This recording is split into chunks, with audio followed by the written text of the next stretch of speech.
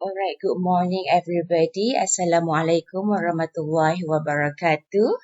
So this video is going to cover the explanation for chapter 5, and chapter 5 is about the development strategies. So before this, masa chapter 4, you already learned about the design phase. Okay, how are you going to design your system according to the requirements from the user that you have collected through the questionnaire and also through the interview. So now awak nak develop awak punya system. So bila awak nak develop awak punya system, you need to have the strategy. Awak tak boleh macam everything kita nak do from scratch. Is it possible? Is it suitable for you to develop everything from scratch? So this chapter, okay, and this video is going to cover explanation about what are your alternative selain daripada you nak develop everything from scratch. Okay. Alright. Okay, so basically these are the chapter outlines for kita punya chapter 5.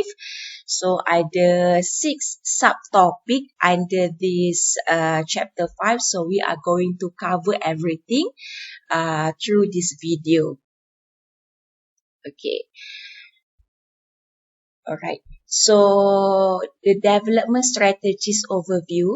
Selecting the best development path is an important decision. Okay, yang macam I have mentioned before.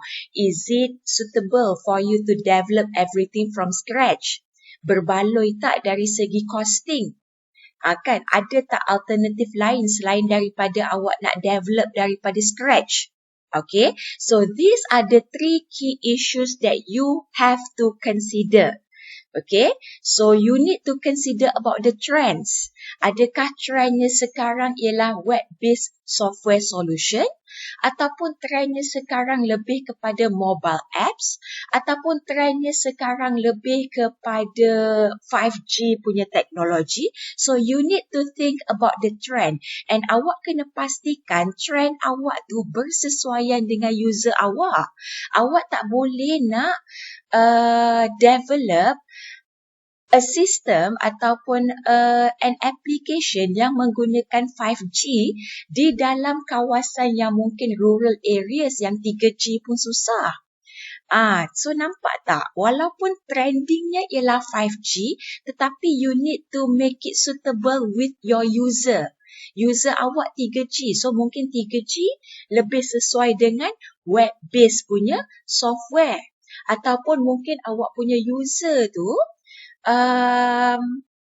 penggunaan mobile phone tu masih lagi rendah. So awak tak boleh nak develop mobile apps.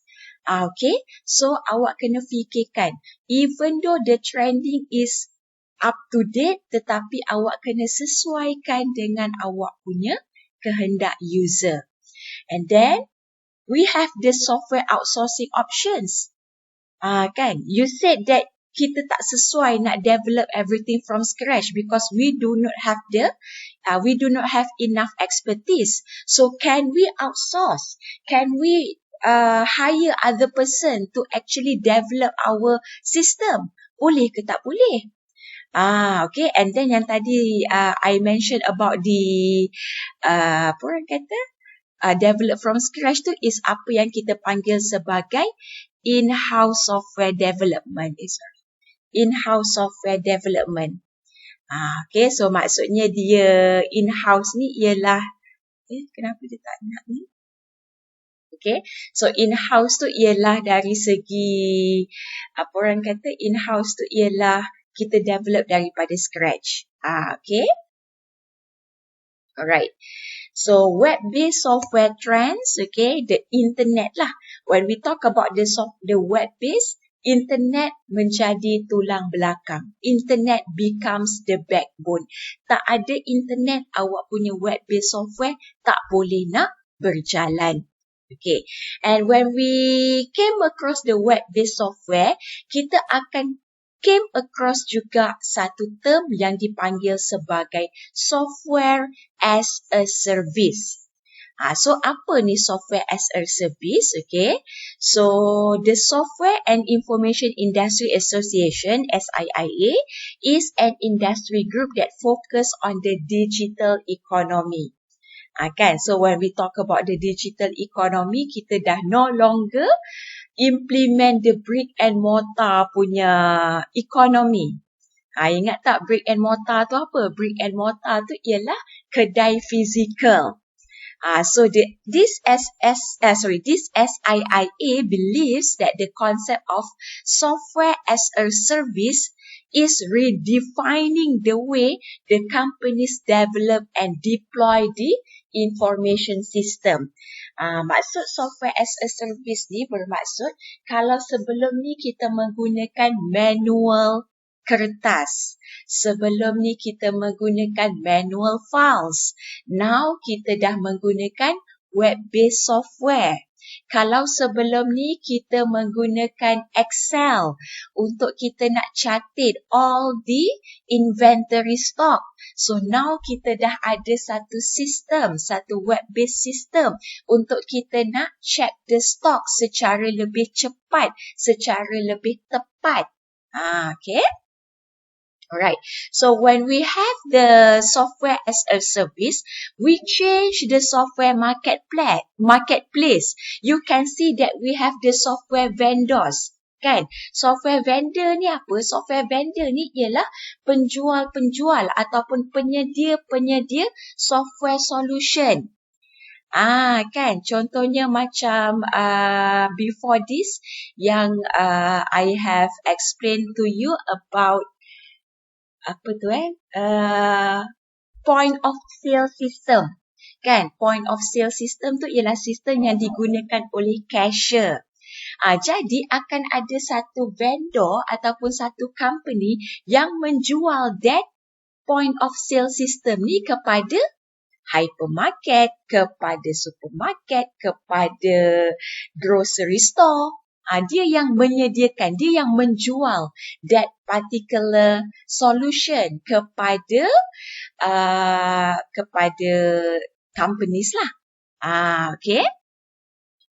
And then in addition to that, the marketplace now includes many forms of outsourcing, including the application service providers and firms that offer internet business service. Okay, selain daripada vendor yang menjual, yang menjual the software, yang menjual the solution, kita ada juga lambakan internet business service. Faham tak internet business service ni apa? Internet business service ni ialah companies yang offer web hosting. Faham tak? Okay, you ada sistem dan you nak menjadikan sistem awak tu online. So that bila kita type www.kka.com.my, dia akan display lah awak punya sistem. Kan, awak punya website. Jadinya akan ada satu internet business service, satu company yang menyediakan hosting, yang menyediakan ruang. Awak kena belilah. Awak boleh beli, awak boleh sewa, kan. So bila awak beli tu, dia membolehkan awak untuk meletakkan atau membolehkan awak untuk port your system tu ke dalam satu ruang online. Jadi bila user type www.kka.com.my, user tu boleh view awak punya sistem. Okay. And kita ada juga application service providers. Bermaksud company-company yang mengambil upah untuk develop awak punya sistem tu. Maksudnya awak tak perlu fikir pun on the development. Awak upah this application service provider to do everything, to do the system for you. Awak cuma akan dapat sistem yang dah siap je. Itu ialah di outsourcing tadilah, yang disediakan oleh application service providers. Okay. I'm so sorry. I'm not sure kenapa Mak tak boleh nak guna Mak punya pen. Nampak tak? Mak tak boleh guna. Bila Mak guna, dia pergi kepada the next slide instead of Mak boleh apa orang kata? Lukis dekat atas slide ni. Okay. Alright. So, what is the impact of internet? Okay, so bila kata impact of internet, so means kita akan ada around us memang web-based punya sistem, online punya sistem. Sekarang most companies memang dah go for online punya sistem. Jarang-jarang lagi kita dengar companies yang menggunakan kaedah traditional which is yang manual. Ada tapi tak banyak. Okay. Alright. So slide number 9 is about comparing apa itu traditional development dan juga web-based development. Okay, so dia buat comparison. Ada soalan, dia minta awak untuk do the comparison. Identify the differences between the traditional development and also the web-based development. Give examples of traditional development and web-based development. Soalan macam ni glamour jugalah dalam kita punya test dan juga dalam kita punya final assessment. It is actually to test your knowledge. Either you know apa beza web-based dengan traditional. Kalau traditional ni, usually the system are designed to run on local area network and also wide area network. Local area network faham kan? Local area network ni sebagai contoh, sistem tu dia boleh diakses dalam satu laptop je ataupun dalam satu komputer je. Komputer lain tak boleh akses. Itu maksudnya local. Bermaksud dari segi, that's why dia mention dekat situ, influenced by compatibility issue. Dia tak begitu compatible. Kenapa? Sebab sistem tu dia hanya ada dekat certain tempat sahaja. Sistem itu hanya boleh ada dekat dalam UiTM Segamat je. Awak keluar daripada UiTM Segamat, awak dah tak boleh nak access that particular system. Itu ialah the traditional development. And satu lagi, the web-based is treated as enhancement rather than the core elements. Bermaksud dia tidak menjadikan internet itu sebagai tulang belakang. Dia lebih kepada intranet. Alright, so ada beza internet dengan intranet. Internet maksudnya you can access everywhere. Awak dekat Kedah, awak dekat Singapura, awak dekat US, awak boleh access.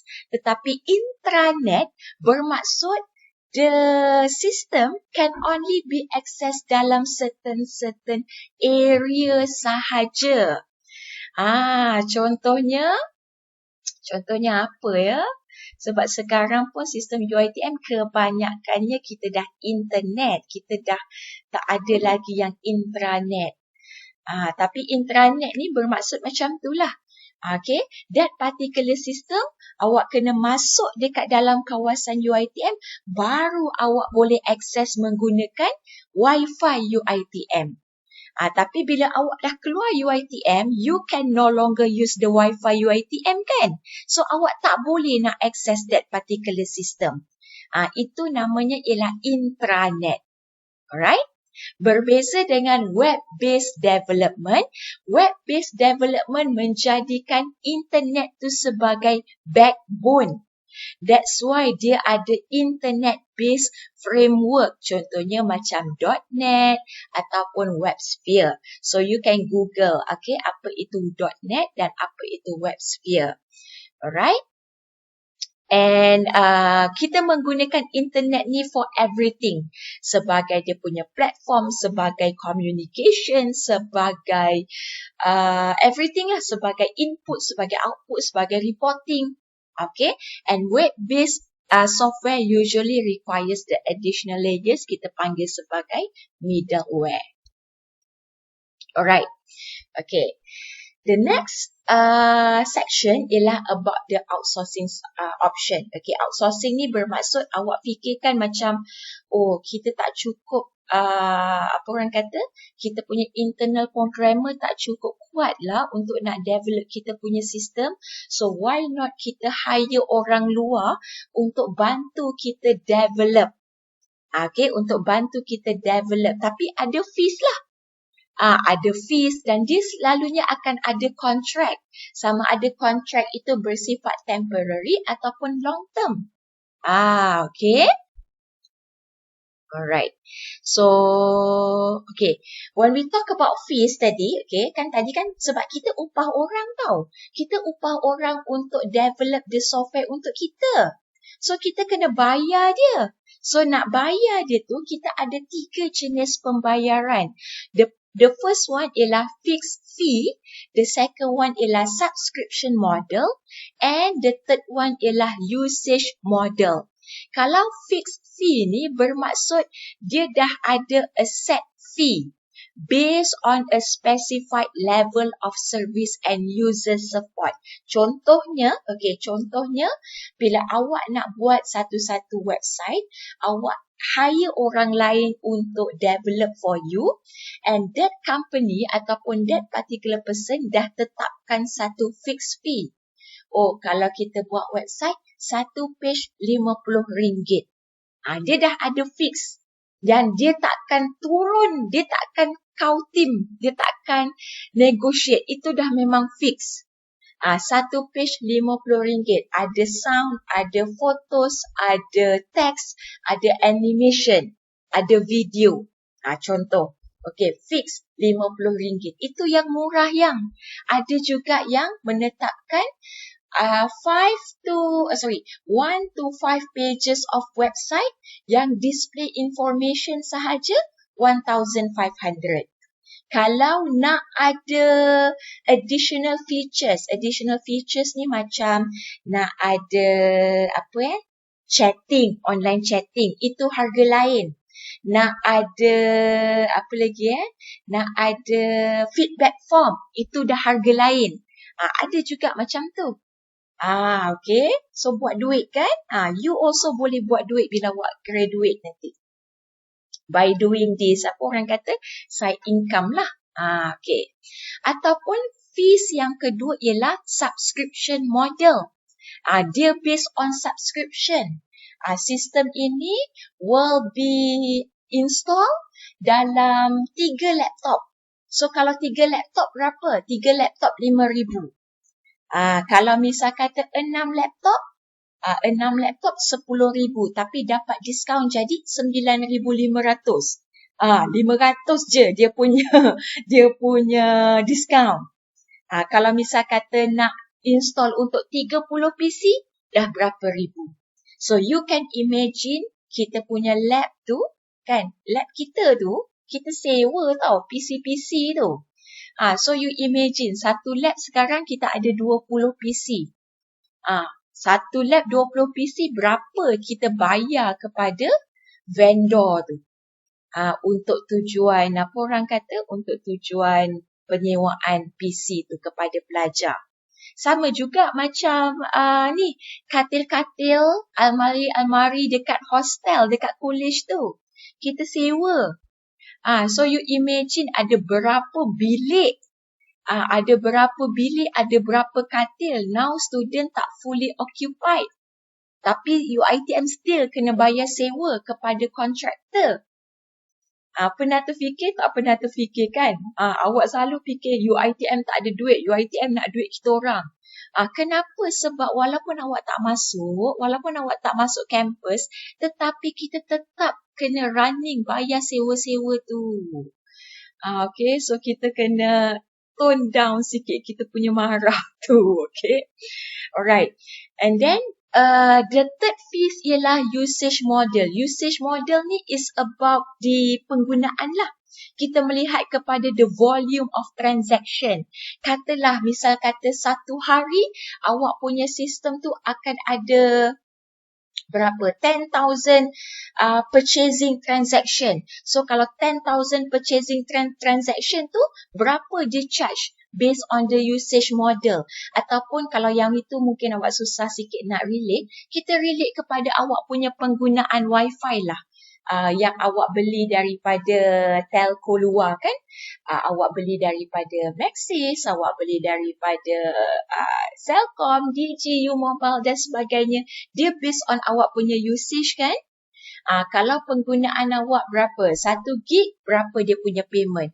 Awak punya penggunaan 5 gig, berapa dia punya payment? Itu is about the usage model. Okay. However, kita nampak senang kan? When it comes to outsourcing, awak kata senanglah kita outsource je orang luar. Kita outsource je orang luar, kita dah tak payah fikir apa. Kan? However, they have issues and concerns. Okay, dia ada issue and concerns. One of the disadvantage ialah concerning the job security. Awak kena ada satu black and white yang very proper untuk memastikan yang company yang develop the software for you tidak mengambil kesempatan lah. Kan, dari segi job security. Tak naklah nanti dia buat sistem tu untuk awak, tetapi dalam masa yang sama dia jual sistem awak tu kepada awak punya kompetitor. Tiba-tiba awak tengok, kenapa ya saya punya company saya ni punya sistem sama dengan kita punya kompetitor. And in fact kompetitor kita mendapat pulangan yang lebih lagi daripada kita. So it is about the contract. Dan satu lagi, awak kena fikirkan siapa yang awak nak hire itu. Location dia berada di mana.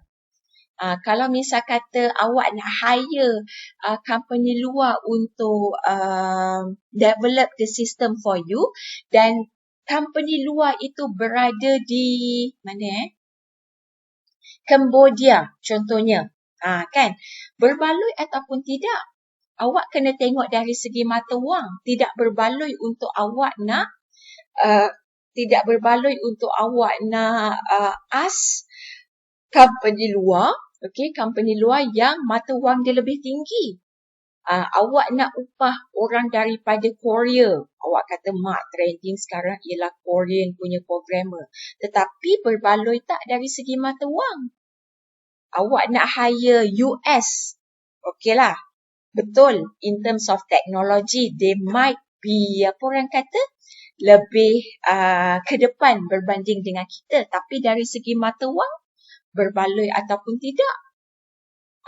Kan? Dan awak juga kena identify companies yang awak hire itu, adakah dari segi geographicalnya it is stable.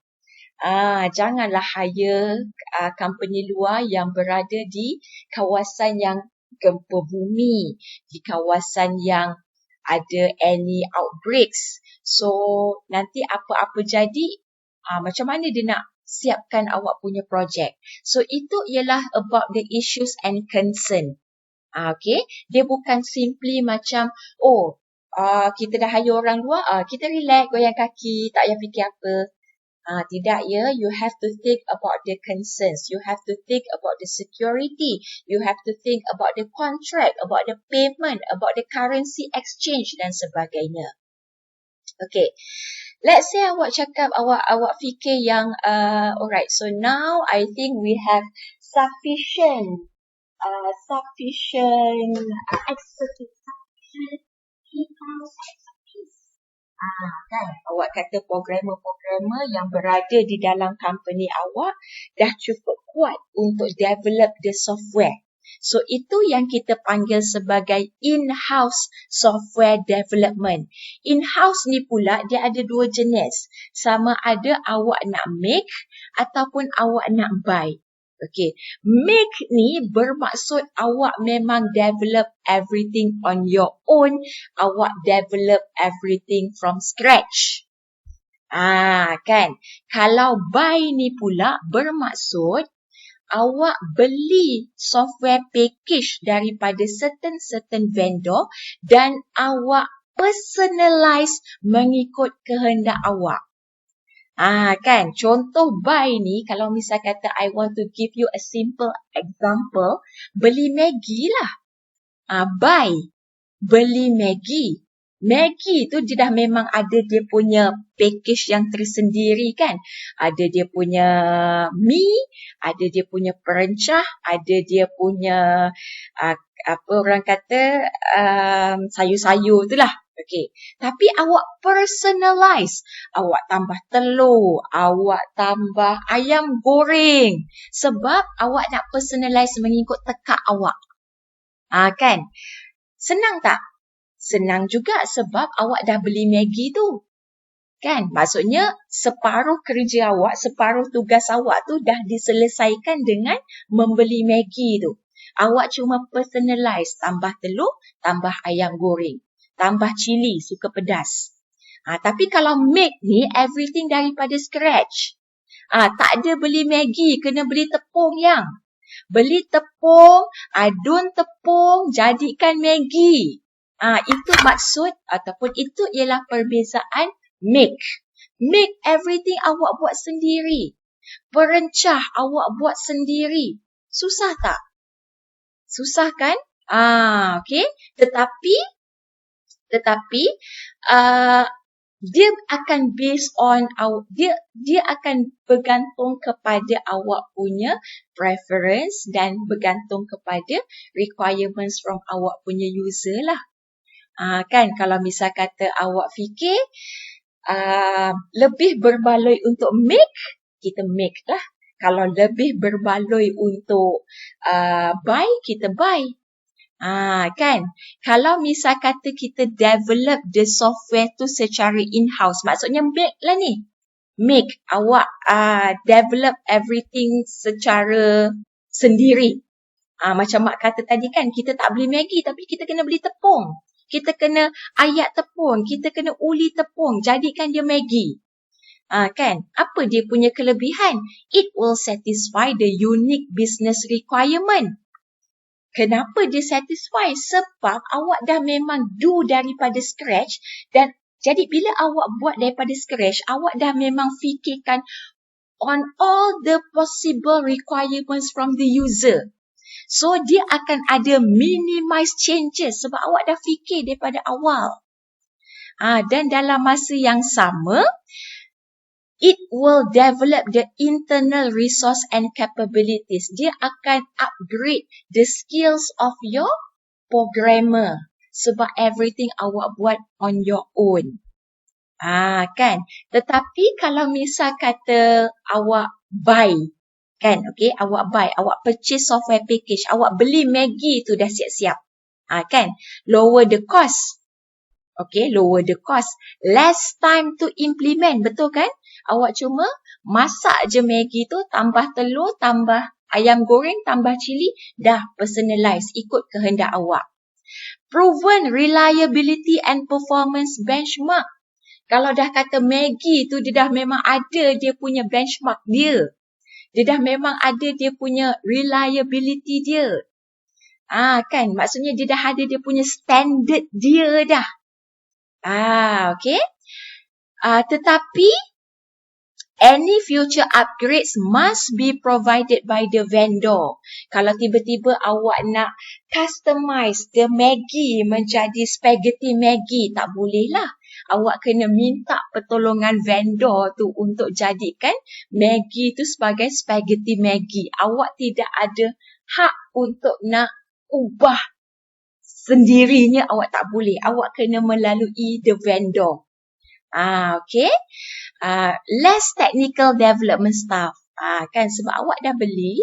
So bila kita beli, kuranglah orang kata dari segi upgrading the skills of the programmer. So itu perbezaan antara make dengan buy. Okay, pernah juga keluar dalam soalan perbezaan make dengan buy. Okay, so awak kena ingat make tu apa, buy tu apa. Kadang-kadang dia tak sebut buy, dia sebut purchase. Okay, so kena ingat the terms tu. Alright, so this is the slide yang ke-22 is the steps untuk awak customize awak punya software package. Okay, maksudnya awak yang pertama sekali awak kena purchase the basic package.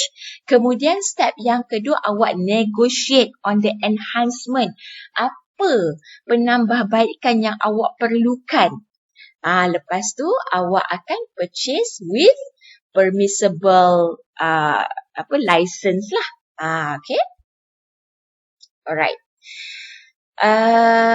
Okay, slide yang ke-23 ni ialah about creating the user application. So, bila awak nak develop awak punya sistem secara in-house, secara make. Kan, maksudnya daripada scratch. Okay, ini ialah dia punya things yang awak kena fikirkan lah.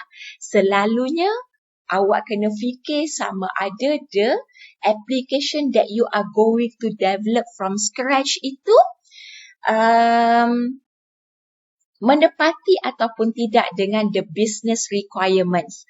Menepati ataupun tidak dengan the user requirements. Dan awak kena pastikan your system, your software, your application mesti ada help desk. Help desk ni can be as simple as online chat. Help desk lah tu kan. Maksudnya kalau misal kata user tu ada masalah, dia boleh tanya. Or it can be as simple as providing a link for the email. Ada masalah, dia boleh klik dekat link email tu dan dia akan being, orang kata, directly pergi kepada email punya compose mail tu kan. Ataupun awak ada feedback form. Kan, so itu ialah contoh-contoh help desk. Bermaksud apa? Bermaksud nanti solution ataupun software yang awak bakal present minggu ke-14 nanti, minggu ke-14 ataupun minggu ke-15 insya-Allah, wajib, bukanlah kata wajib, tetapi I'm going to see whether your application, your system tu ada help desk ataupun tidak. Kalau ada help desk, it will be a bonus mark for you. Maksudnya awak tahu apa yang sepatutnya kena ada dalam awak punya sistem. Okay, report generators. Ada tak report yang kita boleh view? Sama ada dalam bentuk PDF ataupun dalam bentuk Excel ataupun dalam bentuk web tu sendiri. Screen generators. Okay, read-only properties. Okay. So, the next part is on the system design guidelines. Okay, kita ada satu lagi chapter about the user interface, tak silap mak chapter 7.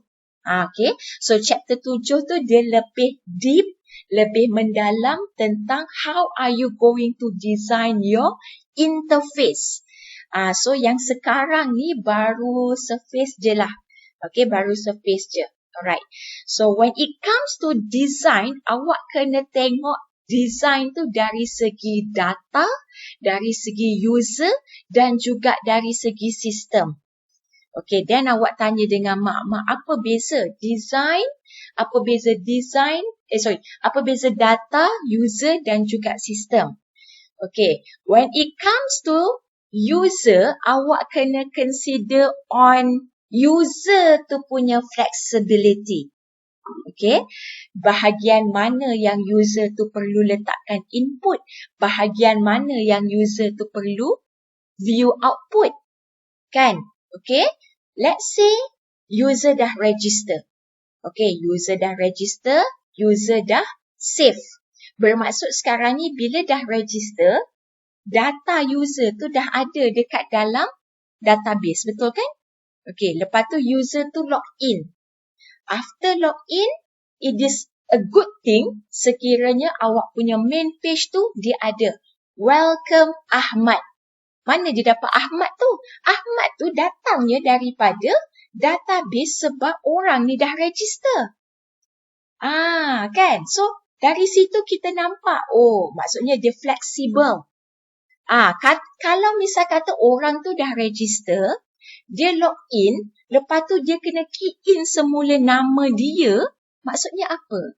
maksudnya awak tak tariklah data tu daripada database. Kenapa user tu kena key in nama dia lagi sekali? Mak bagi contohlah awak punya subject registration. Kan, subject registration. Awak dah log in. Data awak ni memang dah ada dekat dalam database lah. Subjek apa yang awak dah subjek apa yang awak dah ambil, subjek apa yang awak belum ambil. Kan? Okay? So, bila awak log in dekat dalam awak punya subject registration, nampak tak?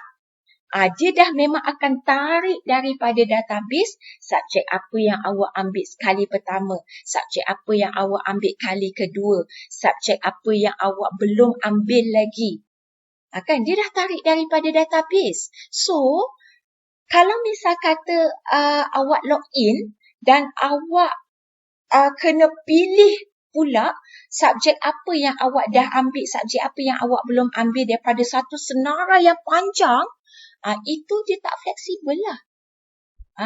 Okay. You have to develop a system yang akan memudahkan user. Okay. Bukan yang menyusahkan user lah. Alright. And any parameters yang ada default values, awak kena letakkan dia punya default values. Alright. The next consideration ialah data. Janganlah semuanya awak letak text box. Semuanya kena key in, termasuk tarikh. Tarikh tu better apa? Better letakkan kalender. Better letakkan kalender, lebih efisien. Itu maksud data consideration. Maksudnya kalau tarikh, memang awak boleh letak text box, tetapi ianya tidak efisien. Lebih efisien awak menggunakan kalender sebab dia akan reduce error. Apa lagi? Benda-benda yang awak boleh jadikan drop down menu. Awak jadikan drop down menu sebab nak reduce error. Gender contohnya. Kan? Instead of orang tu kena type FEMALE, awak dah ada dah awak punya radio button. Orang tu pilih je. Female ataupun male. Kita nak reduce error. Okay. Ni ialah about the data consideration lah. Okay. Any duplication should be avoided. Data should be entered only once. Because bila awak dah enter everything, dah simpan dalam database, tarik je daripada database tu. Okay. And finally is about the architecture consideration. Usually kita akan pakai modular design. Modular design ni apa? Kita pakai function lah. Function delete, function search, function edit, function add new data, function edit existing data. Itu ialah apa yang dikatakan sebagai modular. Kenapa kita gunakan modular? Because coding yang sama awak boleh gunakan berulang-ulang kali. Okay, so itu dia punya concern dia. Okay, and then we also have design trade-off. Okay, maksudnya dia design goals that often conflict with each other. Programmer nak lain, user nak lain. Programmer nampak benda ni senang, tapi user nampak benda tu susah. Okay, conflicting. So, kita nak avoid any design decisions that hanya achieve short-term saving tetapi higher cost later. Kita nak avoid benda tu lah. Alright. And then the next subtopic is about prototyping. Okay. Like I have mentioned before, Mak tak ingat dalam chapter berapa. Prototyping ni memang yang dah working version.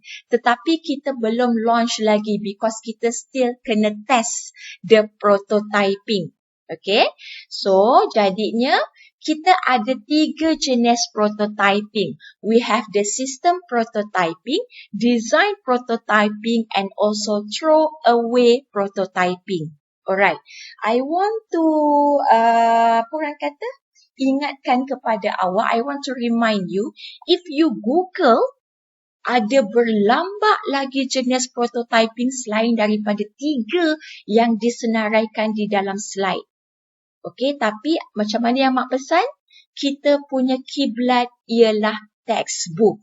So, kalau ada soalan yang ask you to identify the types of prototype, awak punya jawapan hanyalah 3 jenis ini sahaja.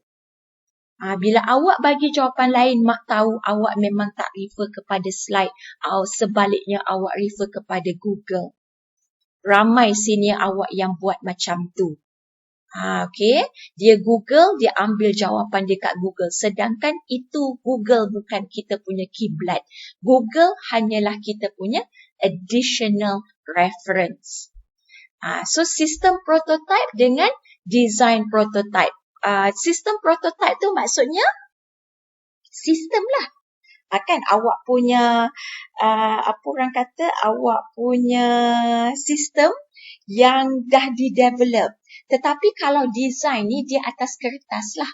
Awak punya, apa orang kata, design prototype tu is blueprint. Blueprint. Kalau design prototype tu lebih kepada blueprint. Kalau sistem ni dia dah memang lebih kepada yang working lah. Yang dah orang kata yang dah, macam mana mak nak cakap yang dah ada www.kka.com.my. Itu ialah sistem prototype.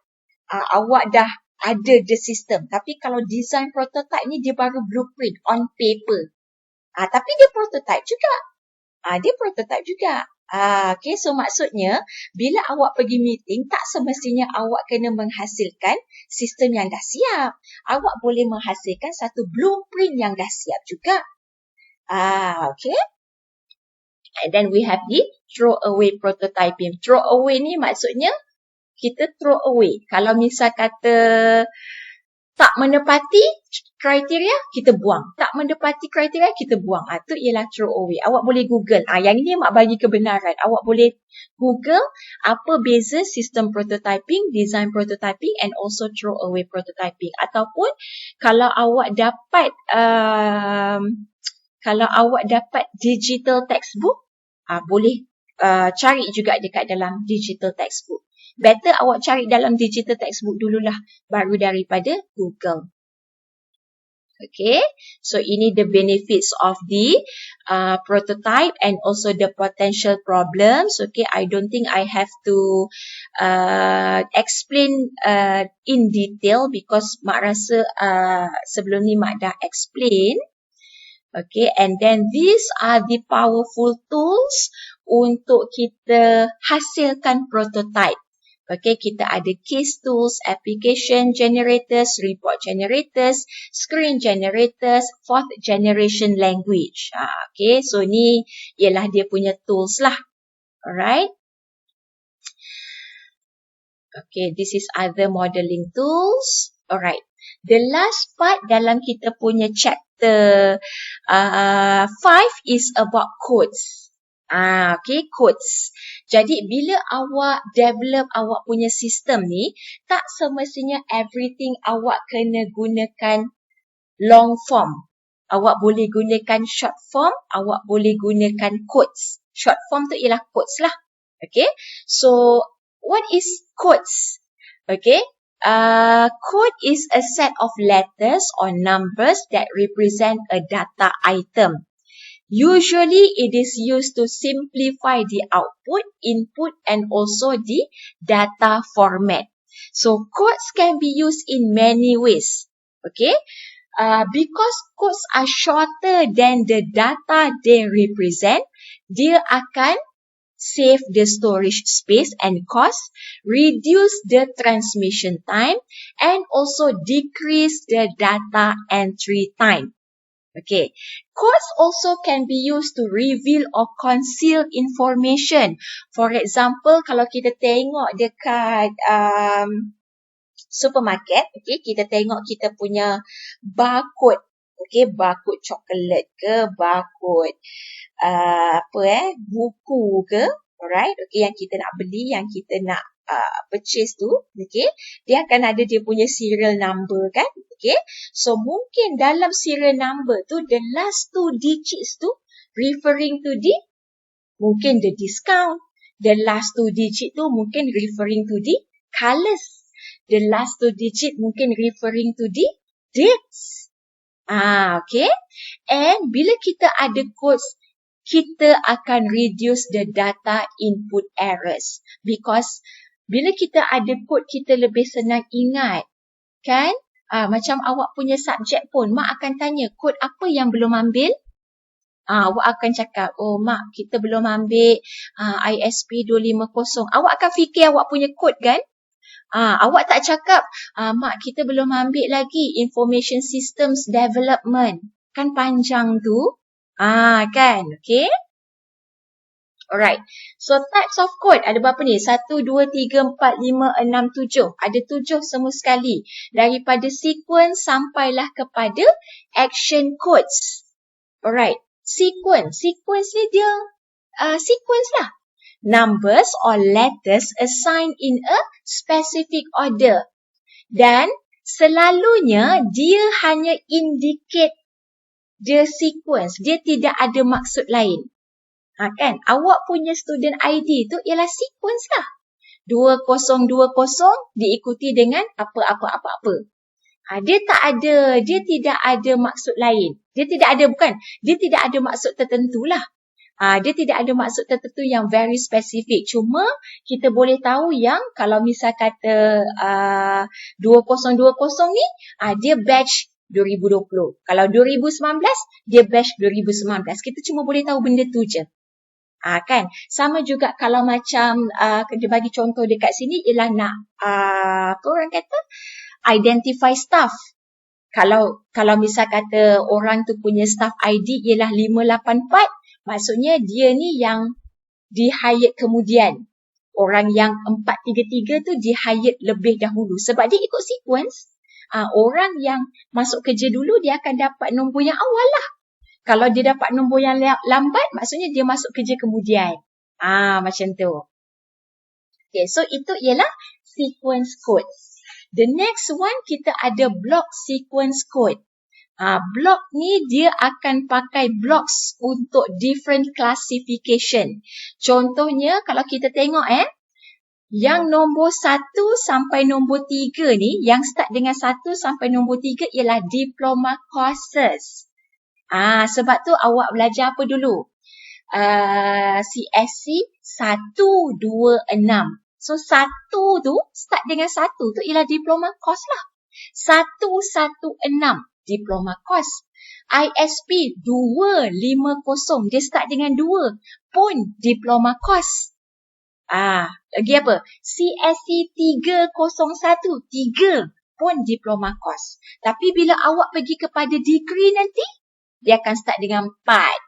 CSC 447, CSC 4 berapalah? Kan? Okay, sampailah kepada 6. So, maksudnya within a particular block, the sequence of numbers can have some additional meaning. For example, dalam block CSC 128 ialah prerequisite untuk CSC 138. Itu yang dimaksudkan dengan additional meaning. Okay, next we have the alphabetic codes. Okay, yang mana dia menggunakan alphabet letters to distinguish one item from another based on the category. Okay, so dia boleh jadi abbreviation dan dia boleh jadi kategori. Contohnya kalau kita pakai yang kategori ni, HW ialah untuk hardware. Tu kategori lah. Tu kategori. Apa lagi contoh yang kita boleh bagi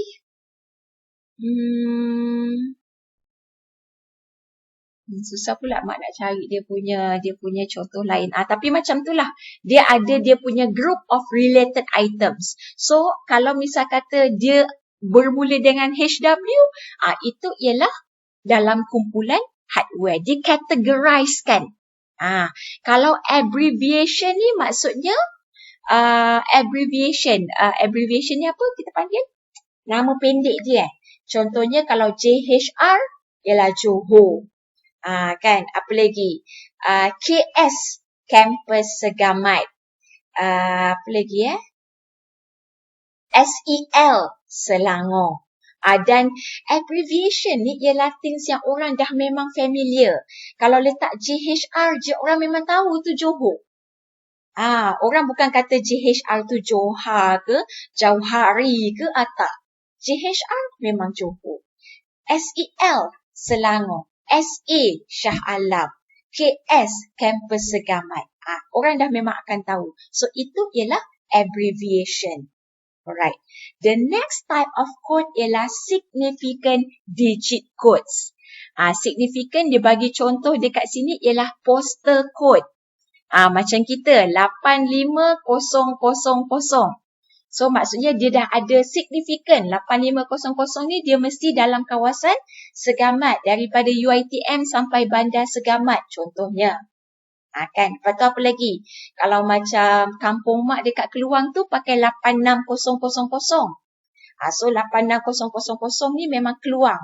Jadi perasan tak kadang-kadang ada certain courier service dia menetapkan berapa ringgit awak kena bayar tu berdasarkan kepada awak punya postal code. Nak hantar kepada 42100 Shah Alam contoh. So dia akan tengok daripada postcode awak tu. Nak hantar 42100 ni Shah Alam. Berapa dia punya costing dia.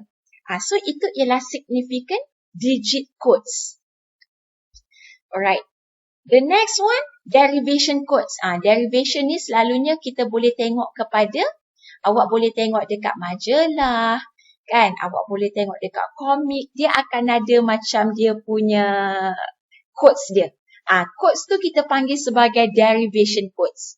Okay, so if you look at the top right corner ni, okay, ada satu contoh, ini ialah magazine subscriber.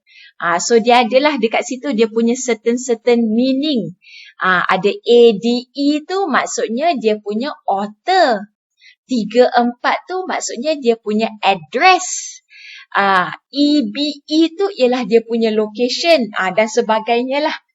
Dia maksudnya derivation tu bermaksud kita memang derive accordingly. Kan, sebab kalau awak tengok magazine, awak tengok komik, dia punya derivation code tak sama kan. Kalau misal kata komik Bobo Boy edisi yang pertama, derivation code dia mesti tak sama dengan Bobo Boy punya komik edisi kedua. Takkan sama. Sebab itu ialah kod yang kita derive sendiri yang membawa specific meanings kepada that particular magazine. Okay. And then we have the cipher codes. Okay, cipher code ni ialah keyword. Okay, selalunya dia pakai keyword untuk encode a number. Contohnya a retail store, dia might use 10-letter words such as campground to code the wholesale price where the C represents 1, A represents 2 and so on. Ni dia pakai cipher code, dia pakai keyword lah. Kan, faham kan dia punya dari segi dia punya example dia tu. Alright? And then kita ada action codes. Okay, so action codes ni ialah yang associated with the action. Contohnya kita tekan D untuk display record, A untuk add record, X untuk exit the program dan sebagainya. Okay, so these are the code design suggestion. Mak rasa ada 10 suggestion. Okay. Yang pertama, you have to keep the code concise. Jangan develop ataupun jangan create codes yang terlalu panjang sampai kita susah nak ingat. Kan, okay. So that's why dia kata do not create codes that are longer than necessary. Lebih panjang daripada yang sepatutnya. Okay. And then yang kedua, allow for expansion. A coding scheme must allow for reasonable growth in the number of assigned codes. Okay. Keep the code stable. Sebab kita nak reuse. So, kena stable. If you want to change, kalau kita nak change, dia kena akan ada updates. So, awak kena jadikan dia stable. Make the codes unique. Ni biasalah. Kena unique because kita nak for identification purpose. Use sortable codes. Dari segi format, kan maksudnya kita boleh filter. Kalau HW tu kita boleh filter. H kita boleh start. H yang bermula dengan H tu, HW tu ialah untuk hardware. Use simple structure, okay. Do not code some parts of numbers with ada hyphen lah, ada apa orang kata, ada tanda seru lah. Kan bagi simple je, simple structure. Avoid confusion. Ni selalulah huruf O dengan kosong. Kan, okay. Avoid confusion yang seperti itu. Make the codes meaningful, user-friendly, convenient, senang orang nak interpret. Use a code for a single purpose. Okay, do not use a code to classify unrelated attributes. And finally, keep the codes consistent. Okay. Alright, so I think that would be all for chapter 5. Okay, jadinya chapter 5 ni macam yang I have explained in the early video, dia ialah tentang untuk guide awak. Awak dah design, so dia nak guide awak. Apa alternatif kepada development? Adakah awak nak make? Adakah awak nak buy? Ataupun adakah awak nak outsource? Kalau nak outsource, kena fikirkan cost. Kena fikirkan contract. Kena fikirkan location orang yang awak upah tu. Kalau awak nak make, expertise dalaman awak cukup kuat ataupun tidak. Kalau awak nak purchase, vendor awak boleh dipercayai ataupun tidak. Senang ataupun tidak awak nak hubungi vendor awak. Sekiranya awak perlu lakukan apa-apa enhancement. Kan? Okay. Lepas tu awak kena fikirkan awak punya solution, awak punya sistem tu dari segi trendingnya. Awak nak online ke ataupun awak nak traditional? Kalau nak pakai traditional, awak nak pakai intranet, masih lagi menepati kehendak user ataupun tidak? Ataupun user awak nak go for online? User awak nak menjadikan internet tu sebagai backbone instead of enhancement? Okay. Macam mana pula design yang awak boleh suggest kepada awak punya user? Mesti design awak tu compatible dengan user punya request. Compatible dari segi types of data. Compatible dari segi the architecture of the system. Dan sekiranya awak nak menggunakan codes, kod jenis apa yang awak perlu gunakan? Macam mana awak nak develop the codes? Awak nak derive the codes? Okay. Apa guidelines untuk awak derive the codes? Okay, so that is all for chapter 5. I think I'm going to stop here. We will see dalam video-video yang seterusnya, chapter 6 dan seterusnya. Thank you very much for lending me your ears and I hope you will learn something from my video. Thank you very much.